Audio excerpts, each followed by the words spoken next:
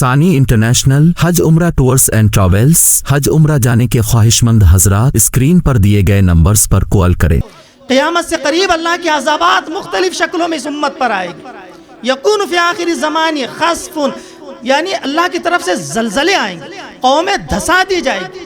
ترکی میں زلزلہ آیا، لاکھوں لوگ جو ہے تو دھس گئے، لاکھوں لوگ جو ہے تو زلزلے میں تباہ ہو گئے، اور مختلف علاقوں میں زلزلے آتی ہیں۔ یہ زلزلے کیوں آتے ہیں؟ اللہ کے عذابات کیوں آتے ہیں؟ صحابہ نے پوچھا اللہ کے رسول ایسا کب ہوگا؟ کب قومیں دھسائی جائے گی؟ کب صورتیں بگاڑ دی جائے گی؟ کب آسمانوں سے پتھروں کی بارشی ہوگی؟ متى ذالک یا رسول اللہ کے رسول ایسا کب ہوگا؟ آپ صلی اللہ علیہ وسلم نے فرمایا اذا ظہرت المعازف، جب دنیا میں میوزک عام ہو جائے گی۔ آج میوزک عام ہے، نوجوانوں کو میوزک میں مزے آتے ہیں، سنگروں کے گانے سننے میں ان کو مزے آتے ہیں، ڈانسروں کے ڈانس دیکھنے میں اور جو ہے ناچنے والوں کے ناچ دیکھنے میں ان کو مزے آتے ہیں۔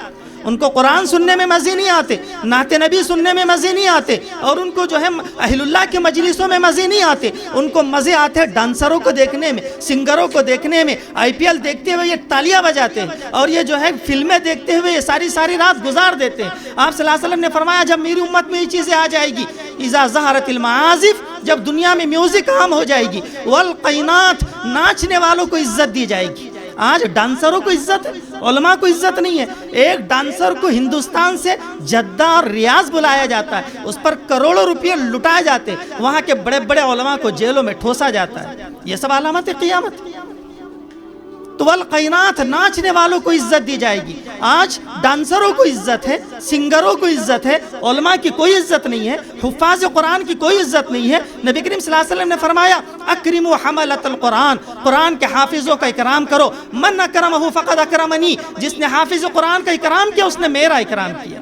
ایک روایت میں آپ صلی اللہ علیہ وسلم نے فرمایا حامل القرآن رایۃ الاسلام، قرآن کا حافظ اسلام کا علم بردار ہے۔ من اکرمہ فقد اکرم اللہ، جس نے حافظ قرآن کا اکرام کیا اس نے اللہ کا اکرام کیا۔ ومن اہانہ فعلیہ لعنت اللہ، جو حافظ قرآن کی توہین کرے گا فعلیہ لعنت اللہ، اس پر اللہ کی لعنت، اس پر اللہ کی لعنت ہو جو حافظ قرآن کی توہین کرتا ہے۔